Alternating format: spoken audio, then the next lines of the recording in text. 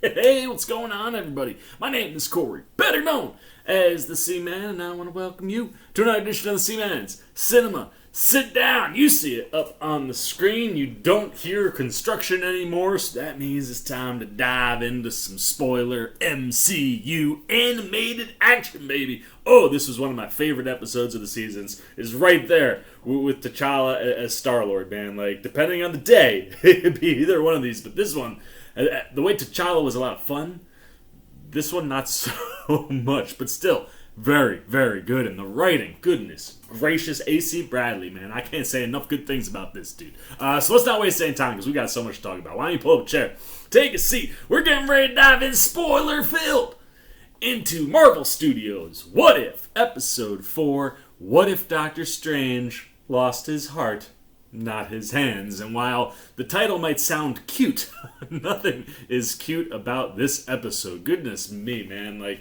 it's one of those things where, like, especially around, like, the Mephisto conversation, a lot of what was going on with WandaVision, the debate of, like, could you really bring demons or evil entities into, Disney? Yes, you can. You can totally do it. And they do it sort of in this episode. I don't know if they would call them demers, but these, multi-dimensional, beings that Doctor Strange takes on in this episode. Oh my goodness. Like I said in my non-spoiler, which, by the way, if you don't want any spoilers about this episode, you haven't watched it yet, but you want to maybe get hyped, get a feel for what it's going to be, boom, man, go check out the non-spoiler review right up there. I kind of touch on everything in broad strokes, and this, we are literally going to tear this episode to shreds in the best way possible, man. We're going to rip it open and dive into all the goodies, but from an overall, spoiler standpoint, and like I said in my non-spoiler, if you did this stuff in live action, it would be some of the most terrifying stuff we've ever seen at Marvel. And I love that. You know me, I'm a hardcore horror fan. I've been so excited about Strange and the Multiverse of Madness simply because it's going to be the Marvel's first horror movie. And we got a taste of what Marvel horror could look like. And this episode, man, Benedict Cumberbatch, obliterates this thing, man. He knocks it out of the ballpark in such big ways. It might be arguably a better performance than what he gave us in any of the live action. Where he goes as far as a person, because in this universe, he is with Christine. They're not just co-workers that kind of dance around their feet. They're 100% together. And what they do to this guy, who is an actual, as much as he is arrogant, and he even mentions it, at one point in the episode, and we'll talk about that, but, he's more, he has a heart, you know what I mean? He has this relationship that he loves and someone that he truly cares about outwardly, right? It's not this internal love for Christine. They're in it, so when she dies over and over and over again, oh my gosh, the way that breaks him, and the way Cumberbatch just delivers all that stuff, especially as he goes evil Doctor Strange, it was so good. And that's the thing too, you get to the end of this thing and got evil Doctor Strange, and the emotion coming out of Cumberbatch, you can't not feel for the guy. Yeah, he made some really bad choices and he messed up sublimely, but he's aware of that, and he sees it at the end, and it just breaks your heart as this universe just collapses on him, leaving him in this protective orb just floating in nothingness. It was so tragic and so bleak, man. It was just, you couldn't not feel a little bit for the dude, even though he destroyed the universe. It was heartbreaking and gut-wrenching, and the performance from Cumberbatch totally matched. I mean, I think we've probably got some of the best animation. The Strange be Strange battle. Oh man, I can't wait to talk about that, man. That was insane. Strange absorbing these intergalactic beings. Like I said, some of the creepiest stuff I have seen in the MCU. And when you look at this on the overall, scale, I think it might be a little bit darker than what WandaVision was. But you can see now this through line through this multiverse saga that Marvel's willing to go to some of these really dark places. Wanda trapping an entire community because she's grieving. You got Strange willing to destroy the entire universe because he's grieving. what grief can do to these magical heroes and just what it does to the heroes in general. It's so fascinating to see them go kind of down this horror route with the magic beings, and I am so here for it. So overall, man, I mean, AC Bradley, like I say, week in, week out, this guy just knows these characters. He gets right into it. Like, he's able to recreate scenes and moments so well and twist them and adapt them into his storytelling, where, like, everything lines up with these characters, man. Like, this 100% feels like Doctor Strange. You could see how Doctor Strange could get to this place in a way that makes sense. And that's the thing that I'm just loving about this show in general, is just like, no matter what changes they do, much like in the comics, when you present a what if, you can have a character do anything as long as that character stays true to who the character is, even if it goes evil. You know what I mean? Like, everything about Evil Strange lines up with who Doctor Strange is, and that's what makes that work. And I love that, like, this episode wanted to go tackle, like, what if things didn't go well? You know, like, what if things went bad? And the last 2 episodes have kind of done that. You know, you get all the Avengers taken out last week, which is kind of dark, and then you just, like, dial it up to, like, a 10 amount from that, man. Like, it was so good. But anyway, I don't want to, like, just blabber about the episode when we're about to talk literally about everything. I have so many notes. The script this week is so good. Like, once again, much like the T'Challa episode, the line delivery and the lines that AC Bradley writes for dialogue. Holy cow, man, so freaking good. But before we dive into this thing top to bottom, you gotta check out my reactions to see how I was responding to some of this really creepy and then really tragic and sorrowful moments. So why don't you take it away past What If? Watch and see, man. Boom, boom, boom, boom. Sketch, sketch, sketch, sketch, sketch. Let's go, D. Strange. But what if it's the wrong choice? What if the best of intentions has very strange consequences? Ooh, we get an evil Doctor Strange! Oh man, what's her face is gonna die.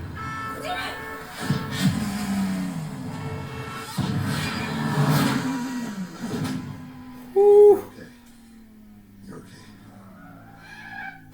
Oh no! Oh man, he really was a good Doctor Strange. The man of science became the Sorcerer Supreme. Dormammu, I've come to bargain. Yet despite all he gained, Stephen... How long has it been? That's cool. 2 years tonight. Oh man. Just like that? Evening, handsome. That was so fat. How do you do that? Something wrong? Maybe you make me happy. Well, this is shaping up to be a night to remember. Got hit anyway. Oh no. No! Christine! It's gonna drive him nuts. How many times is he gonna try to go back? It's okay, we'll be fine. Oh no! He's getting in a war. This whole party. No. This universe is strange. Is just Pizza. You're a genius. never supposed to have Christine live. What? Dude.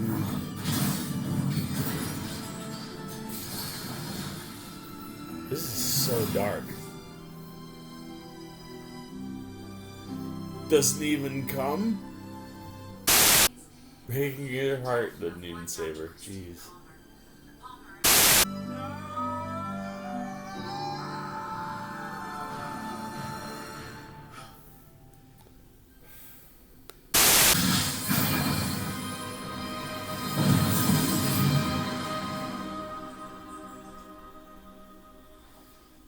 What? This way. Sorcerer Armani. It's strange. Not any stranger.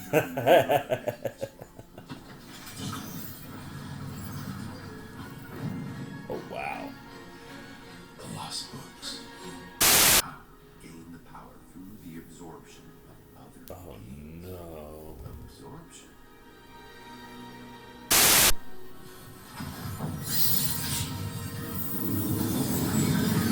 Oh!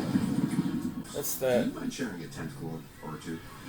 tentacle thing? Please.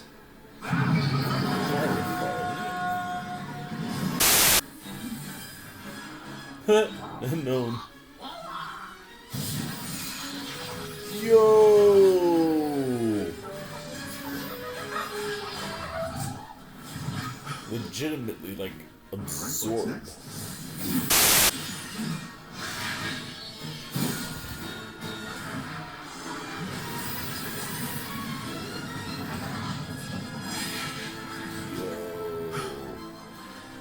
So dark. Oh!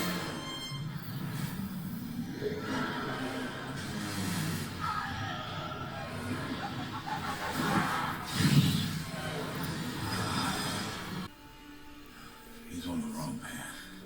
I could warn him, intervene. But the fate of his universe is not worth risking the safety of all others. Dude, that's crazy. Hello? Never seen a Watu, like, flat out say something. And Strange can sense him. I don't know if he becomes the creature.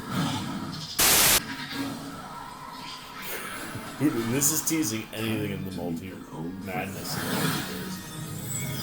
This movie is gonna be so dark. You use magic to remain frozen for centuries. I Centuries? chose to live.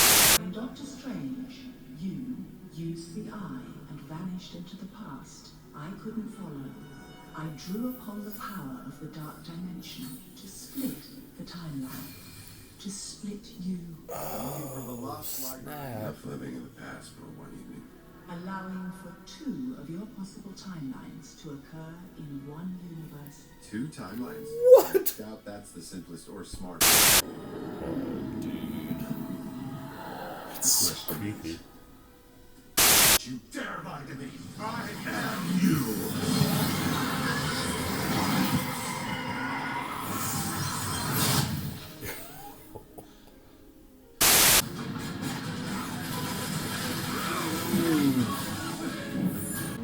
This animation's so good.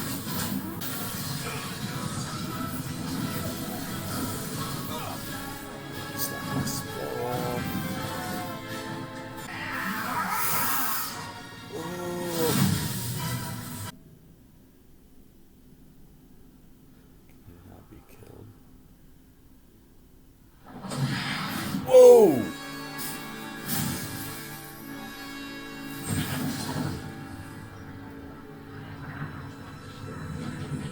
What is happening? Oh, he's merging back together now. So It's trippy. so good to see you. Uh-oh. Evil Doctor Strange wins. Oh, this can't be good. Christine. You can stop this! Please! Yo, he can see a The Watu. same way you fixed Christine. That it?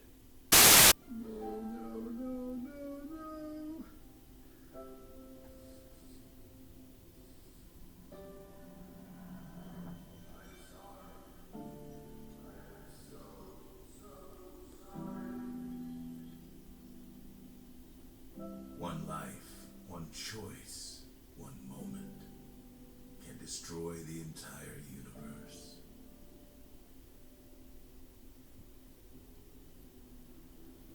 Yo, that was so dark.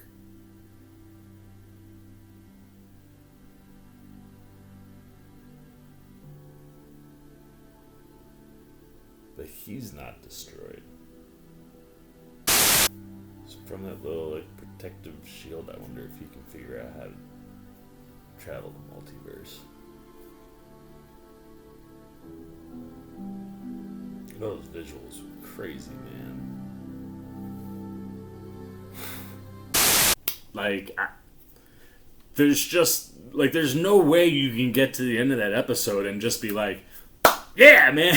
You were just kind of like in a, damn, dude, like, I can't believe they went there, and like where they decided to end it. Like all of the thing that I'm liking about each of these episodes is each one leaves itself open for an even more interesting second story for these characters. I mean, everywhere that we are, I am just fascinated to go back to those things. And like, you could have done a whole Captain Carter season with the story that they started. Same with T'Challa, same with Nick Fury, and here same with Doctor Strange. And I just love the willingness to commit to, you know, a darker story around Strange, knowing that since the minute it was announced, Doctor Strange in the Multiverse of Madness was always going to be a horror movie. Sam Raimi is directing. Like, you need... I think it's one of these things where Marvel, while they have, you know, gone to, you know, legitimate weight-bearing moments, right? Like, I mean, we've lost some heroes. We lost half of our heroes for over a year. Like,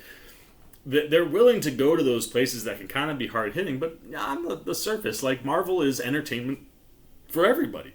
And the realm of horror is not entertainment for everybody. So I kind of like that Marvel is kind of starting to prime us for what it could be doing with the Multiverse of Madness story through television, man. Like, telling a really dark, tragic story with Wanda. Now doing it even, I think, darker, because you've got animation. You can go to places that, like, I don't know, could we go there? And it certainly would feel like if you can do it here, you can do it anywhere. And that just set up some really interesting things for Doctor Strange. And this character in particular, like where we leave him, it feels like we're going to see him again. And you can't... This is the genius of Kevin Feige, too. Like, he knows all these things are happening. And as they're dropping, when they're dropping, like, he's got to know that there's no way the fan base isn't going to watch this episode and go, remember how we were saying Doctor Strange kind of seemed off in that Spider-Man trailer, and we were like, oh, could it be Mephisto or like some sort of demon like possessing him? No, it could just be an evil Doctor Strange. Like, where this guy is, if he is able to rally from his depression and sorrow,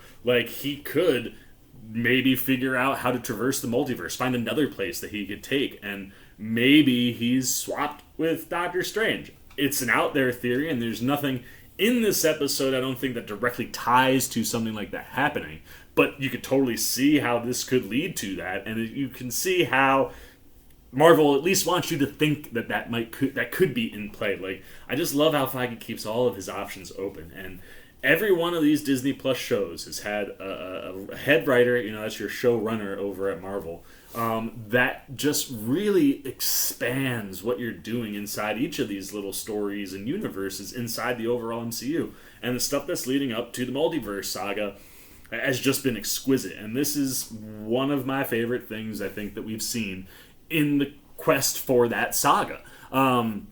So while, you know, how unnerving this episode could be, and also how heartbreaking it could be, let's dive into this thing top to bottom. And like every week, we start with Uatu, and this is one of my favorite shots of him. He is just in the void of in between the buildings of New York City. He's just sitting there looking over the whole city, and you're like, oh, like the visual of the city at night, specifically when Strange starts driving a little bit later, but like just really striking animation, and like I said, the way you paint Uatu in there is fantastic. And I love how he teased this episode up. You know, he's like, you've now seen how one choice, you know, can change an entire destiny of a universe. But I love that he decides to tweak the question a little bit this week and ponder, like, what if it's the wrong choice? Like, you know, just because you can make a different choice and things can turn out differently, what if that different choice wasn't a good different choice, but a bad different choice? What if the best of intentions,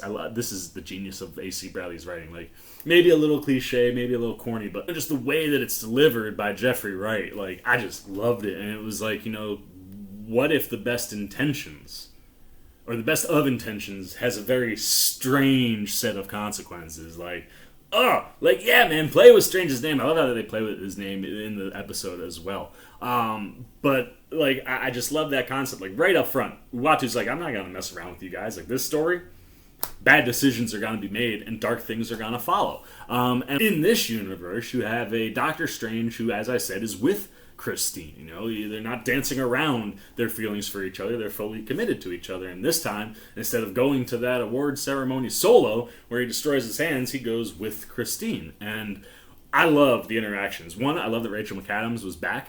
And I love that with everybody that keeps coming back for these things. But, you know, hearing McAdams and Cumberbatch bounce off each other, like, it's one of those things that makes this stuff feel like it's connected to the MCU stories. And I love their back and forth right away. Like Strange is like, I got a speech. And Christine's like, do not do a speech. Like, you just did one of the craziest brain surgery achievements, like, of all time. Like, run up there like a freaking contestant on The Price is Right, man, and just wing it.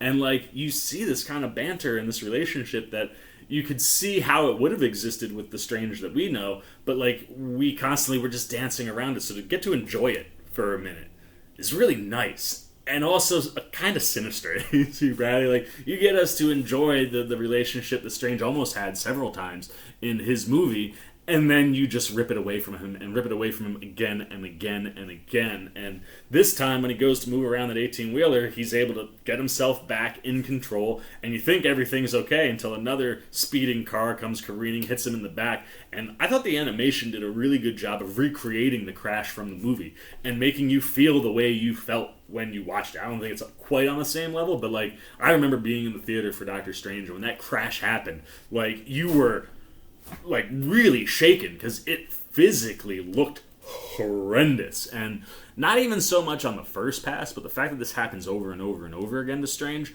they really do make the impact of that crash hit where you're like, oh, nothing good is happening there. And same thing, like, you know, when you heard that it was like, you know, he's losing his heart and you see he's with Christine, you're like, oh, she's 100% dead. And then you get to the end of that scene and Christine dies, and the emotion and the weight of that emotion that follows Strange, like when he's sitting in the car and he realizes what happens, like, again, Cumberbatch's performance is just so freaking good. But from there, Uatu comes back in and kind of tells us the Doctor Strange story that we know. You know, you see that he takes this moment to go learn the mystic arts, and he becomes the Sorcerer Supreme. And I love when you get the animation recreating things that we're familiar with, and you kind of go on this little fun run of him doing all the things that we know and training. And then, you know, you get to see him in the library reading, and then he learns about the Eye of Agamotto and bends time, and that way he twists it around the apple. Like, they recreate that so wonderfully. And then the Ancient One dying, you know, you get this shot of Strange standing over the table in the morgue,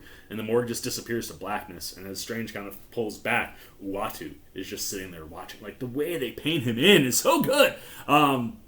But following that, Uatu says he takes that moment to kind of lift himself to go take on and defeat Dormammu. And you see him come in and go, Dormammu, I've come to bargain. Like, oh, just that wonderful moment. And the animation around Dormammu and the Dark Realm that were there. Like, I really enjoy that. And it's a really nice looking shot. And then despite all this, you hear Uatu say that Strange just could not forget the past. And you get this wonderful moment where he's sitting in his armchair in front of the giant circle window of the sanctum, and you get one of these moments where you see this in real movies and TV, where you utilize the light coming in through the window when it's raining to give you the shadow rain effect on people's faces, and that kind of usually syncs up with sorrow or sadness, you know, whatever is going on with that character.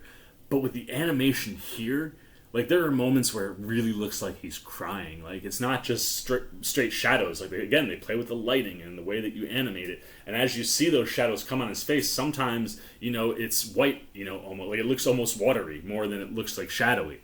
And it really creates this cool effect that, again, just locks you in to what Strange is feeling. And Bradley really nails all the emotions throughout this thing. It's the only way that you can feel anything for the version of Strange we have by the end, is because of the way Bradley layers all that stuff in there. And, you know, he's got his whiskey, and he's, you know, clearly thinking about things. He's holding the Eye of Agamotto in his hand, and Wong comes up the steps, and he's like, seeing what he's up to, he's like, you know, I'm gonna go put the tea kettle on. Like, why don't you come with me before you decide to do something reckless?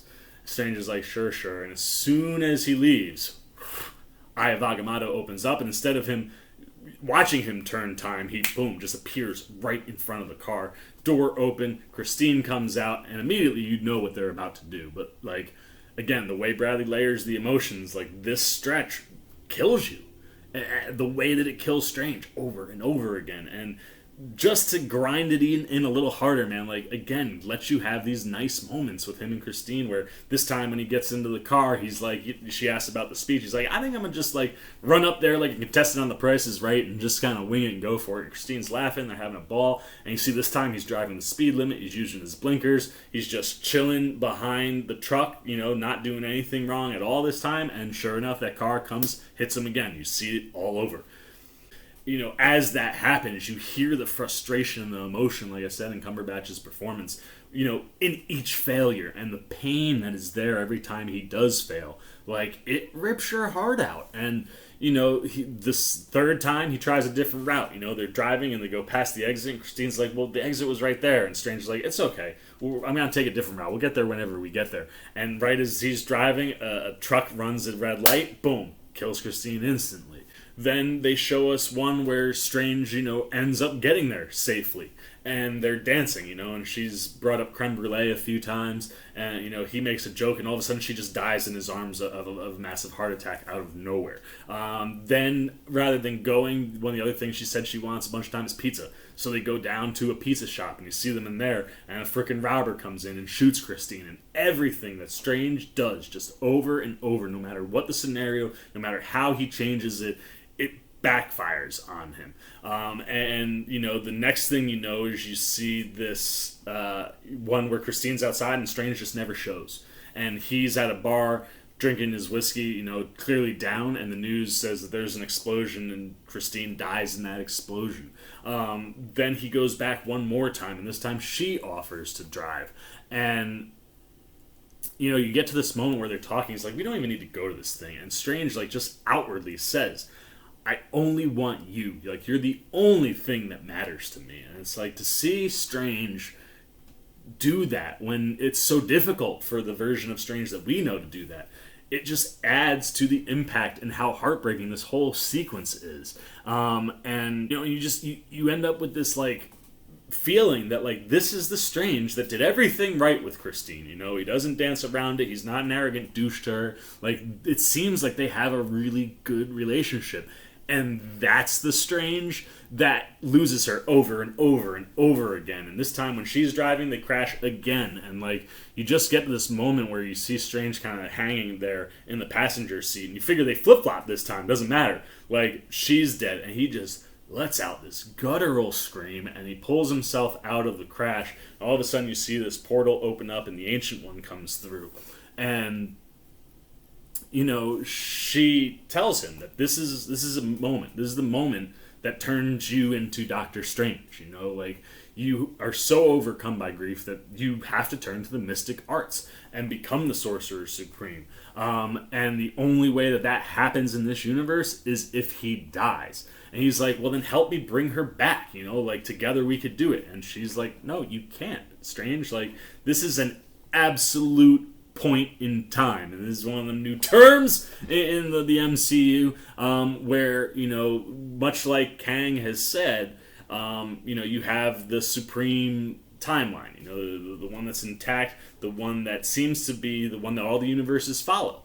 And watching this specifically on the second watch, kind of got this feeling that, like, maybe Strange becoming the Sorcerer Supreme is the beat that all the universes have to follow.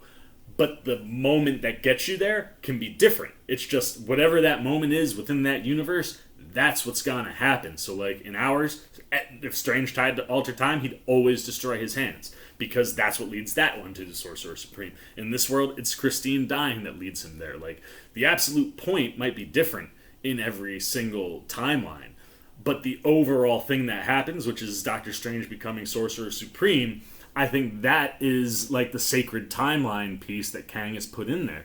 And maybe he's created these absolute points to get to the overall finish that are different in each timeline to entertain himself. Like, that's the thing that's cool when you're watching these different multiverse things and we start to get more rules and tidbits on how this all works. It's like you try to put it together, and it's like, well, if Kang is truly behind all of it, he creates the sacred timeline.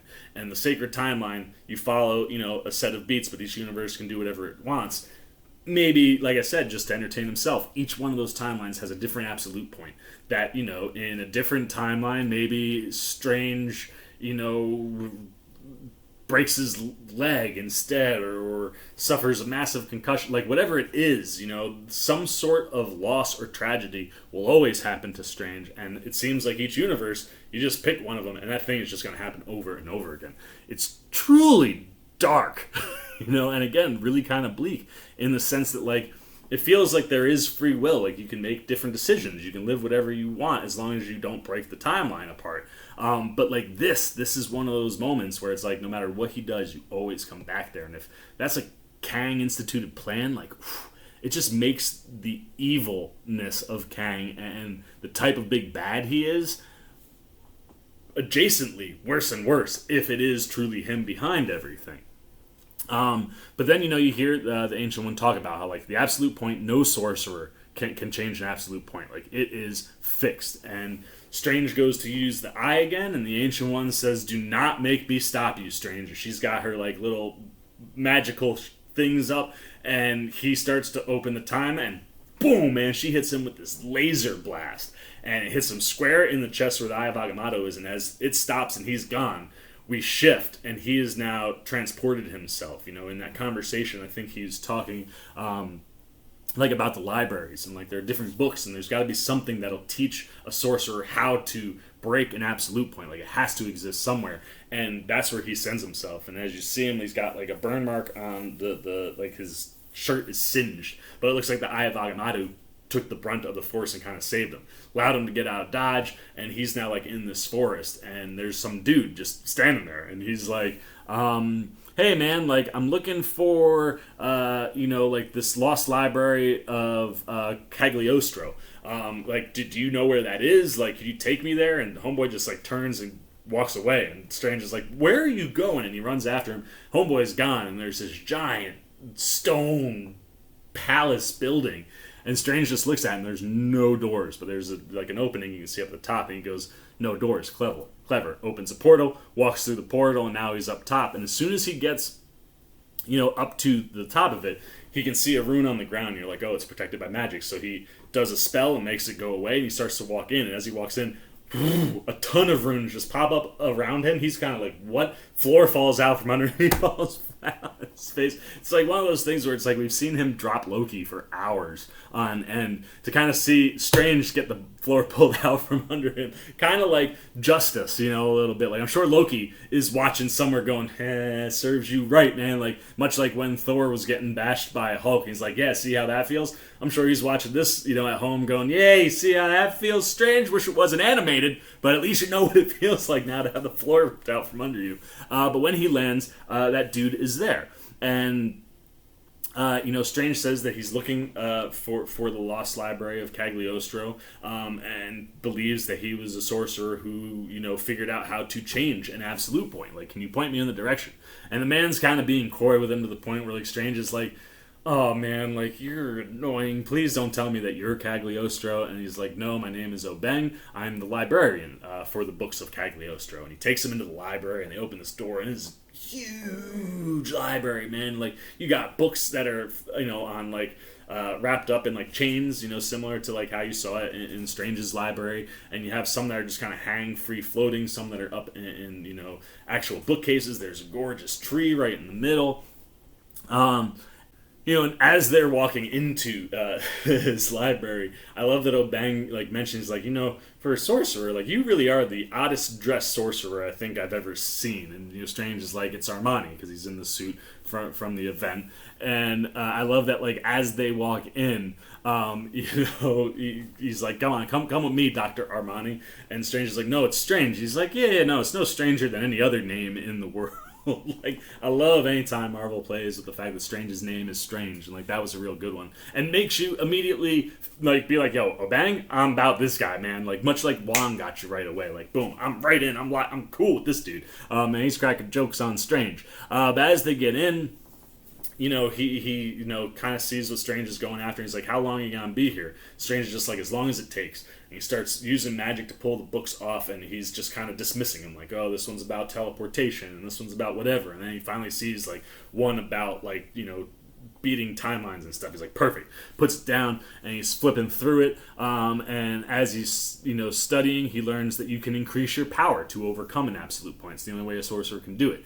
And in order to increase your power, you must absorb other beings. And as soon as they said that, I was like, oh man, we're going someplace dark. Like, darker than what we've had already, and I am so here for it, man. Like, immediately I was like, we're going to start getting teases for what, like, Multiverse of Madness could be like.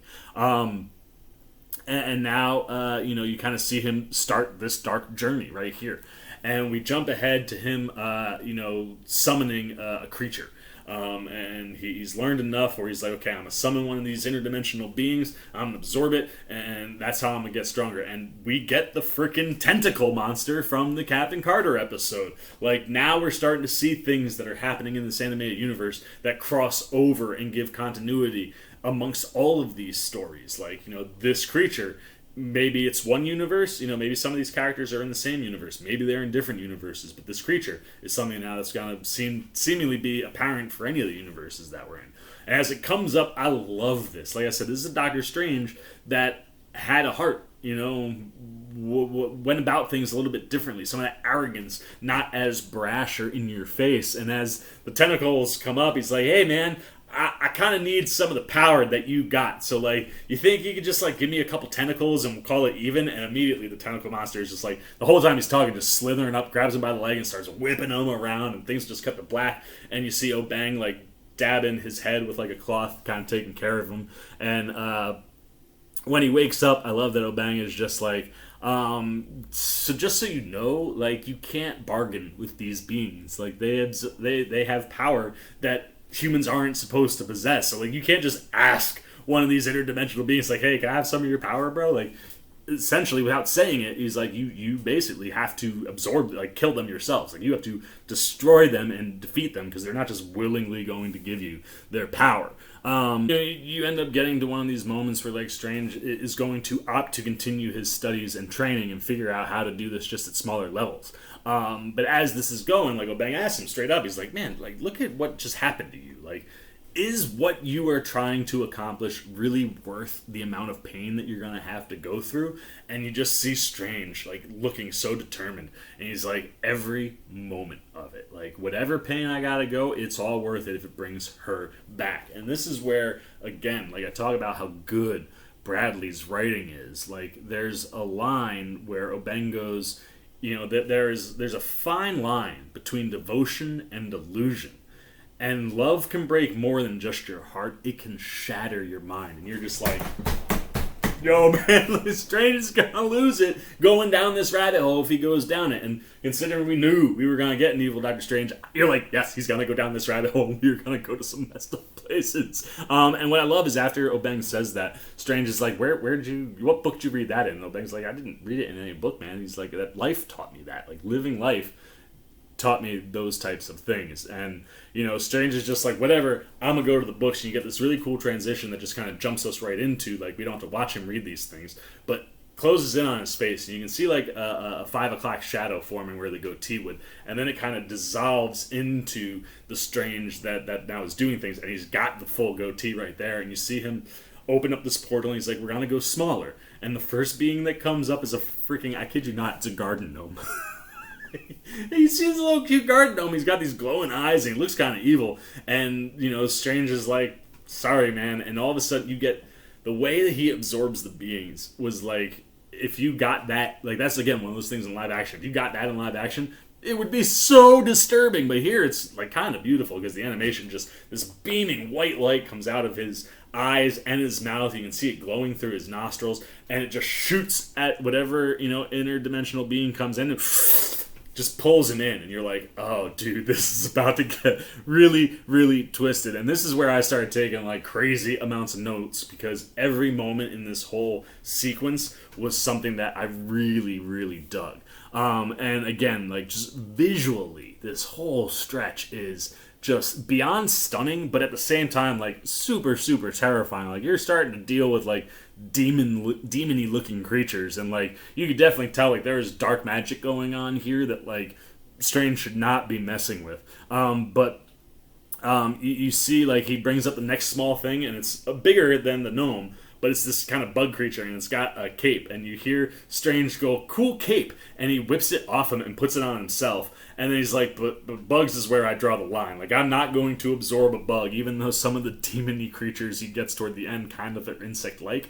Drops that one back into whatever dimension that one came from, and then brings up the next one, and we get to kind of get this montage where first we get a giant crow that comes up, and it's all black, and it's glowing blue-white eyes and stuff, and absorbs him, and this is the first time we actually see when he absorbs, he kind of becomes that thing for a minute. So you see like a bird version of Strange, and the eyes are white, and drops down and becomes Strange again. And you're like, oh man, this animation's about to do some really, really wild things. And like the visuals that they're giving you are really creepy. And like the next one, this is gonna be that moment where like all you Mephisto fanatics are gonna go nuts. Now I don't think that this in any way, shape, or form is tipping or hinting at Mephisto. It just happens to be this dragon serpent. Like it doesn't have any legs or anything. It's just like a snake with this dragon head, and it's kind of devilly looking. So when Strange absorbs that one, he becomes kind of like, it felt like if sort of like Jafar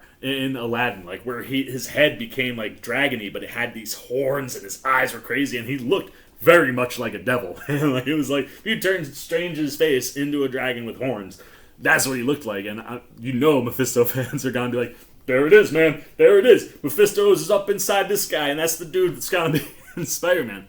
Like I think we might see this guy in Spider-Man. Maybe that's the guy that's there.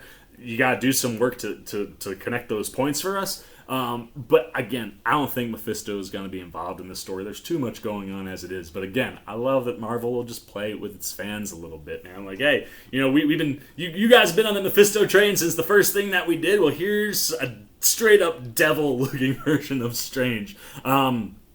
I love that. But then the next thing that comes up is this two-headed demon-y looking goat, and he absorbs that one, and then there's like a skeleton that's kind of like a specter, almost wraith, that turns into like a full body. It almost looks sort of Skeletor-esque. Boom, absorbs him. Then there's a giant bat comes crawling out of this like, circle thing, and it's like, dude, like really like disturbing imagery. And as the giant bat comes out, kind of looks like Man-Bat from the DC comics. Strange pulls him in and gets like, he looks like the bat and his arms are huge and just kind of pulls it all in, becomes Strange again.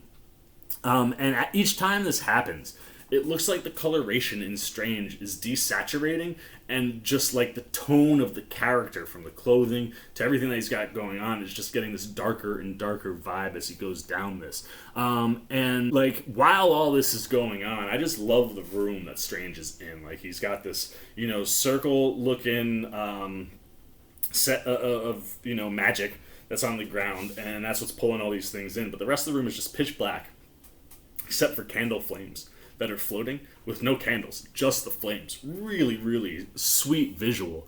And as he's continuing to summon these creatures, right after the bat, we then can see Uatu in that negative space of the black in this room. And you get the vibe that Strange can sense him. And Uatu is just simply looking on. He's not doing anything else. And then you hear Uatu talk to us, and he's like, He's picked the wrong path. I could warn him here. I could intervene. But the fate of his universe is not worth the safety of all of the others. Now, I love that, like, in that moment, you can see that Uatu, not willing to sacrifice something as great as all the other universes to fix something. Whereas, like, Strange will destroy whatever he's got to destroy to get Christine back. And then right as he's kind of thinking about that, he's like, even if I told him, he probably wouldn't listen to me anyway. And he kind of fades to the back, and like I said, you can tell that like Strange can kind of feel him. And then as he gets back up, we go into the montage, and you have like a demon-looking buck comes in, gets absorbed, and you get antlers that grow out the head of Strange as he absorbs that one. Then there's another serpent creature that kind of elongates his face, and then we swing to the outside where you get one of these like shots where it's like you have the castle, like stone thing here, and like the sky and everything else, and you just see the sun and the moon and the sun and the moon. You can tell the days are just adding up, and we go back inside, and then it's a wolf, and you see the wolf, and then Strange is the wolf.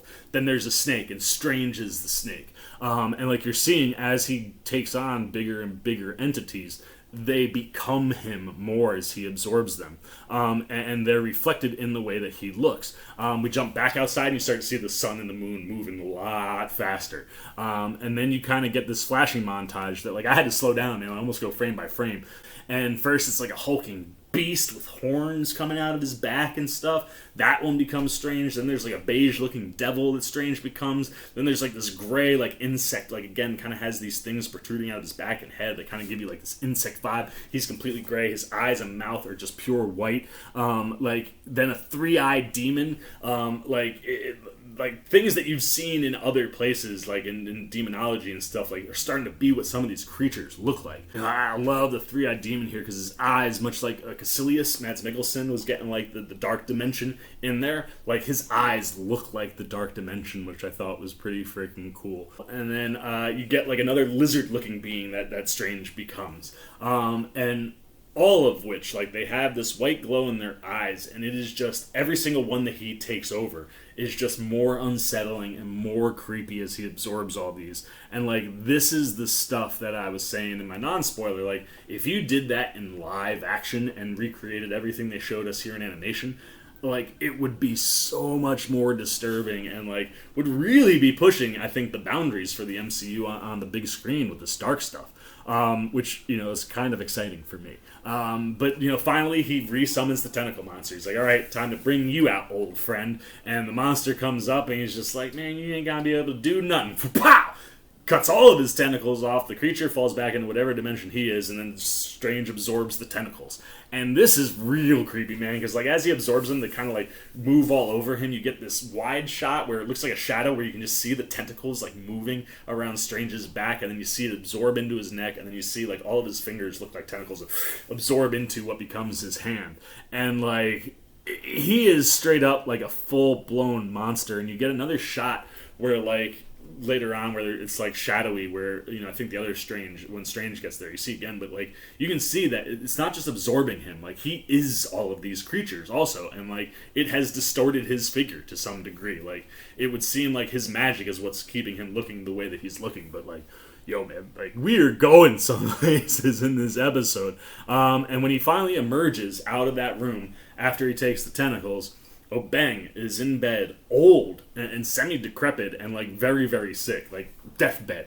And Strange is like, Obengh, what happened? Tell me what happened. What can I do? And Obengh's like, wow, you opted to kind of use magic to freeze time around yourself so that you could spend, wait for it, centuries. Homie spent hundreds of years inside that library learning all of this dark magic. And while he was using magic to not age, Obengh clearly must have some sort of magic to slow his aging down if he also survived centuries, but he allowed himself to age and get older and experience life. And Strange is like, I can fix this. And Obengh's like, no, man, like this is the way things go. Like even in this world, like death is part of the plan. And Strange just refuses to accept that.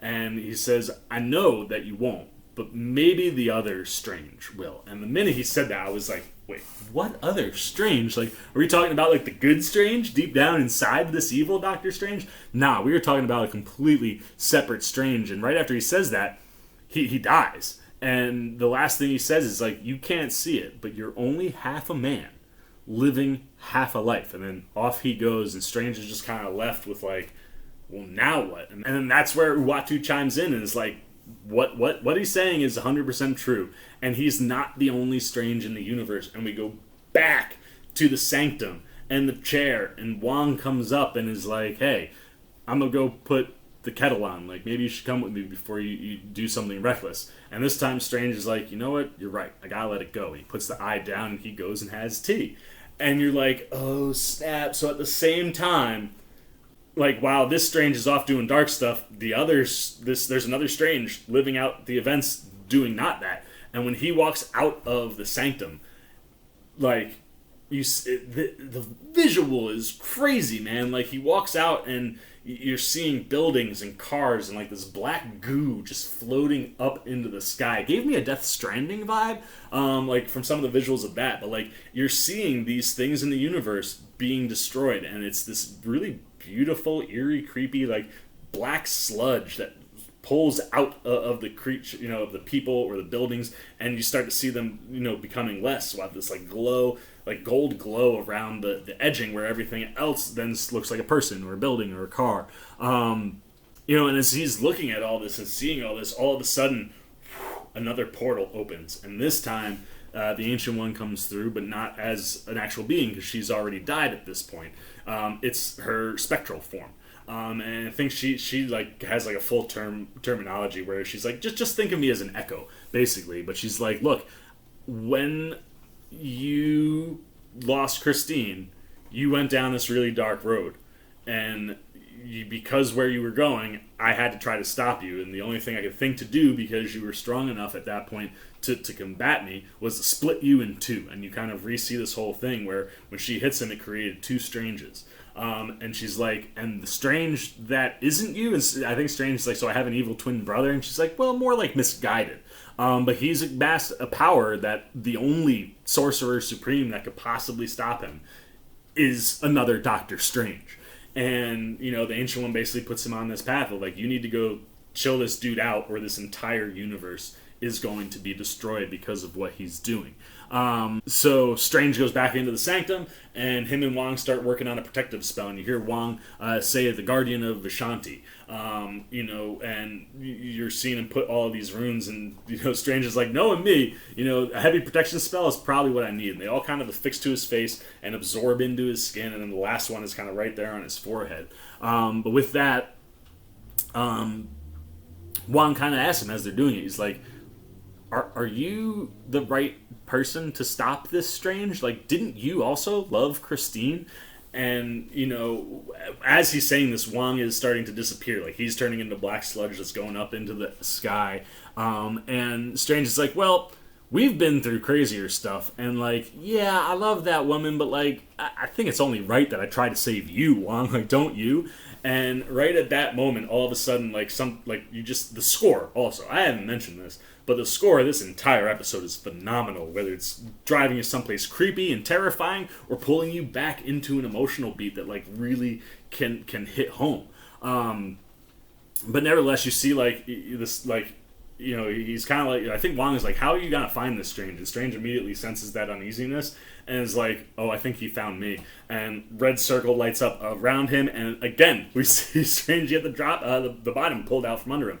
Very much like what was happening to Loki. And maybe we saw what was happening to Loki when Strange did it. But this is that shot in the trailer that was making me think, oh, this could be our tee up for whatever Doctor Strange's story is, until we got all the Spider-Man trailers, or trailer. We have one trailer, but this where you see him get kind of stretched out and get pulled through this kind of like Technicolor like portal almost, and he gets pulled all the way down, boom, hits the ground, and he's in the room that Strange has been absorbing all of these beings in.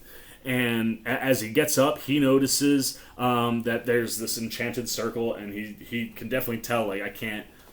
This is probably bad. And like as he tries to like send a little energy toward it, you see like kind of a burst of flame, and he just kind of stops and he's like, "All right, where am I? Like where are you?"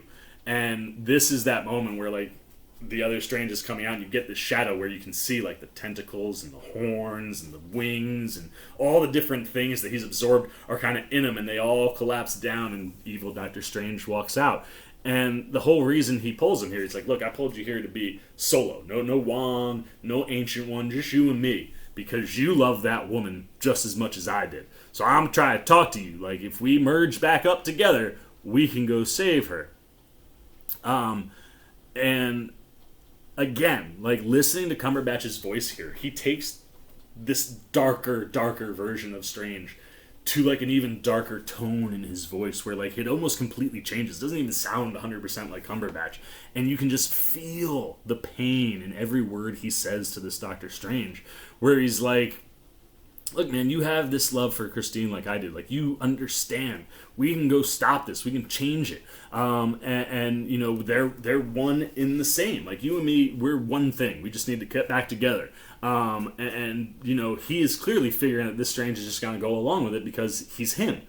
Except that he's the opposite end of him. He's all the good things that made up Strange. Strange is like, I'm good, man. Like, I'm not doing that. Like, I came here to stop you, because out there, Like, the world is dying, and Evil Strange yells at him, like, don't you lie to me. He's like, I am you.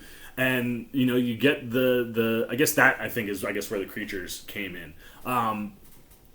But basically he's like, fine, like, you're not sold yet, boom, I'm gonna take you back to the accident.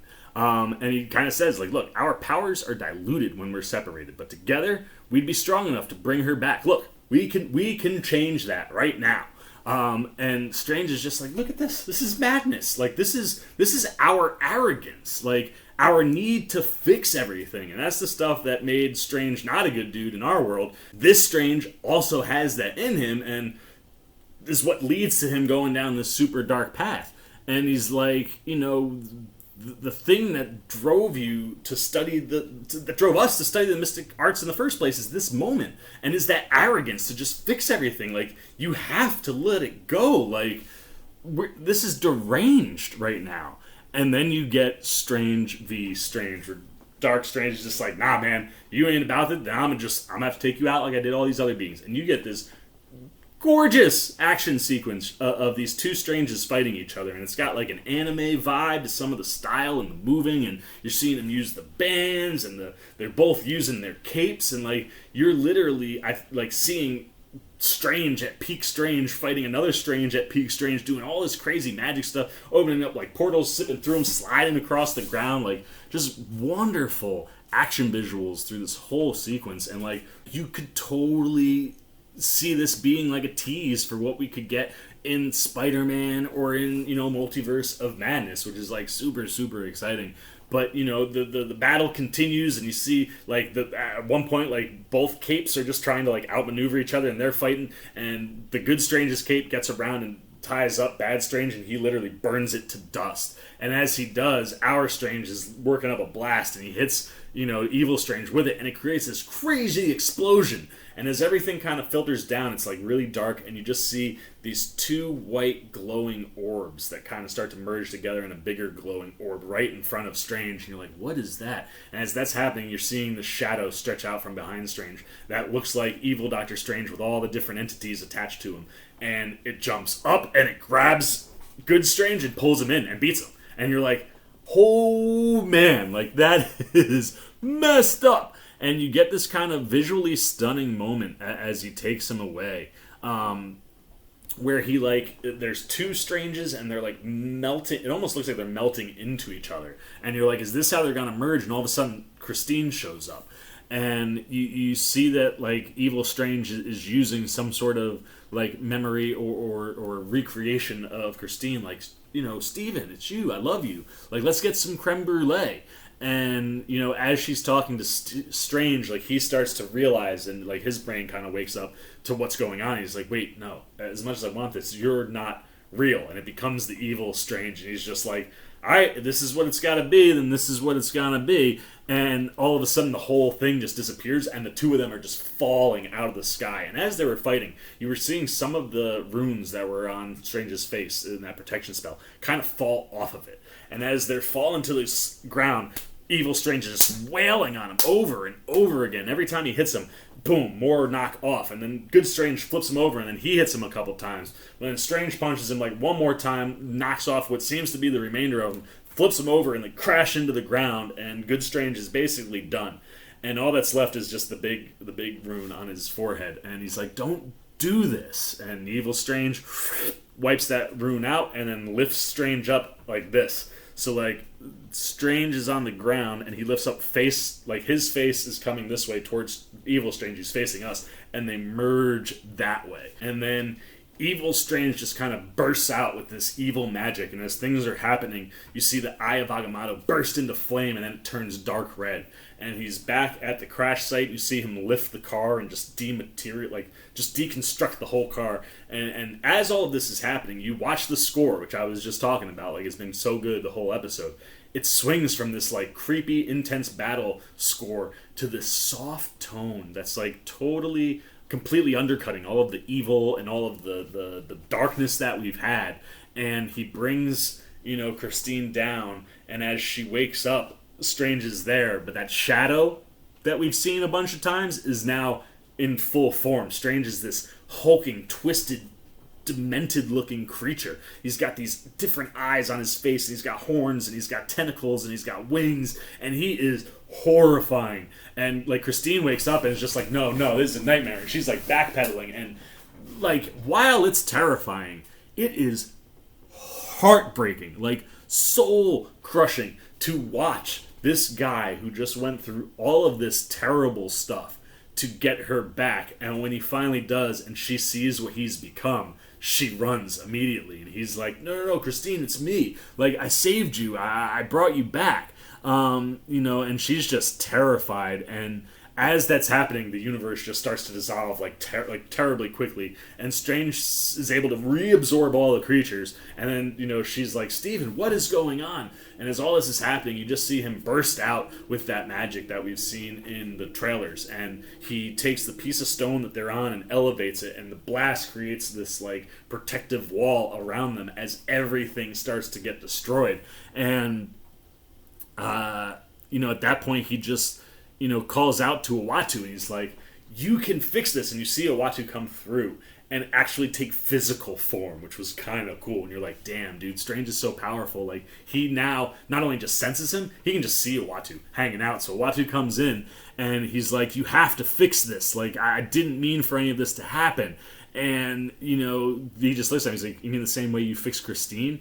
And he's like, look, I was wrong. I was crazed on thinking about this, and I didn't realize what I was doing. But,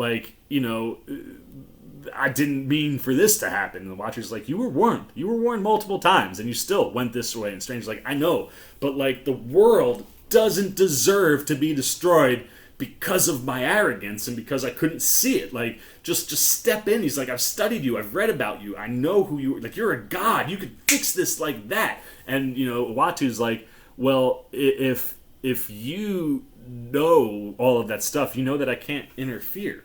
And Strange is just, don't punish me. Just whatever you gotta do, punish me, not the rest of the world or Christine. Like, they don't deserve this.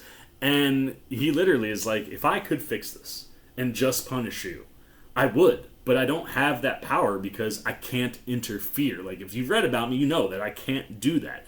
And you, more than anyone, should understand, and this is the A.C. Bradley writing, it's so freaking good, that meddling with time and events only leads to more destruction. I can't get involved because, trust me, he's not saying that, but he's like, I know, he's going to destroy all the other universes and create chaos. I'm not doing that. And Uatu fades back into that negative space, and Cumberbatch just crushes you, man. Like, he just lets out this no, we go out, and you see everything that's happening in the entire universe just collapses in on him, and the camera then slow pulls in, and you see the orb is still intact even though the universe has been wiped out.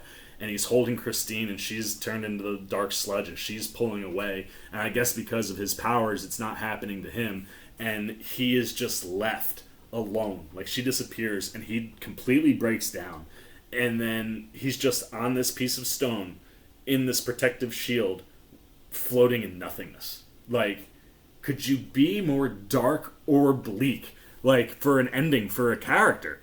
And, just absolutely terrible. And again, the pain in his voice and the acting performance that you get from him is so good. It just, I've said it multiple times, it rips your heart out, man. It really makes you feel for this character that just did really terrible things, knowing that this was a potential outcome, but he let his arrogance blind him till the universe was gone. And the Watcher just ends it with one life, one choice, one moment can destroy the entire universe. And credits. And you're like, that's where we're gonna end this episode?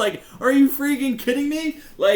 Absolutely insane. Some of the darkest, most just bleak. I just keep coming back to bleak. It is just one of these moments that just stays with you, and it's beautifully tortured and dark and twisted.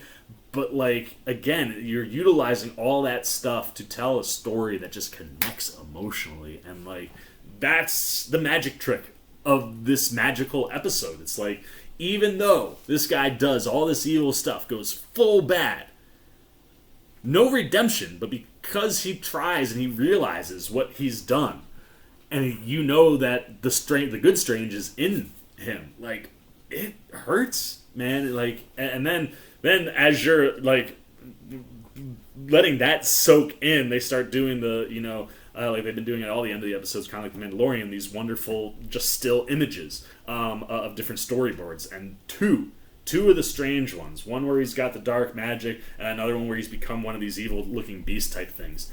Like, I would print it out, and I might print it out and hang it on my wall, man. They're so gorgeously dark and terrifying. But like, it just kind of leaves you in a spot where you're like, damn, man, like, I can't believe that's where we leave that character. And like, it just feels much like the other episodes that, like, and especially this one, because of how dark and terrible it ends. Like, that can't be the last time we see this version of Strange, right? Like, he's got to come back in, whether it's in What If, whether he's maybe somehow tied to the Strange in Spider-Man that's acting kind of weird. Like, maybe that is him. Maybe he's figured out a way to replace himself in another universe. Like, I don't know where he's going to go or how he's going to get out of what he's in, because there's nowhere for him to go. His universe is just black. But I hope we go back to that character, because I would love to see more. But I'm gonna stop talking, man. I've been running my mouth for way too long. But this was just an absolute knock it out of the ballpark episode, man. Like, for me, just as good, like I said, as episode 2. They're my 2 favorite of the season so far. And this is just tremendous storytelling and character development for a character that has all these different shades of himself, but like, we only get to see glimpses of the ever-changing human, and to get to see the extreme versions of him.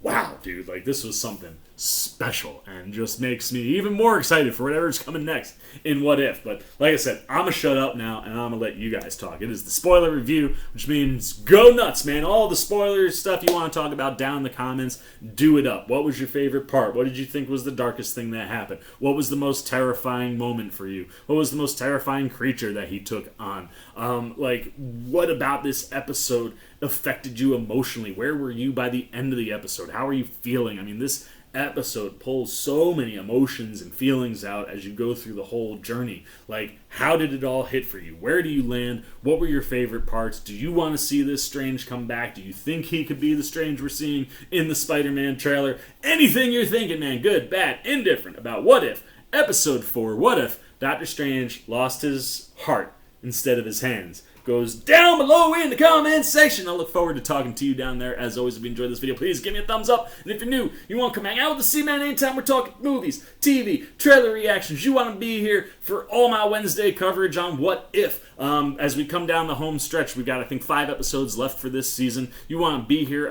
Wednesday nights, which will be me covering on Thursday morning afternoons. We've got American Horror Story is back. If you're a horror fan, you like this episode. If you're a horror fan, you want to, get into my American Horror Story stuff. Whatever it is, man, you just dig what I'm doing. You want to show a little love appreciation for the old C-Man and the time I put in here at the channel for all you guys, then just come join C-Maniac Nation, man. It's the easiest thing to do. Makes everybody happy. And all you gotta do is just jump over there, man. Hit the subscribe button. Hit that little bell if you want those alerts. Until next time, for the C-Man's Cinema Sit Down. I've been the C-Man, and I am signing off. Peace.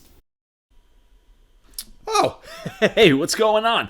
You must be sticking around because you're looking for more content featuring this guy. Well, guess what? You're in the right place. You can check out more videos right here and right here. And if you have and you want to come join that C-Maniac Nation, you can hit that subscribe right over there.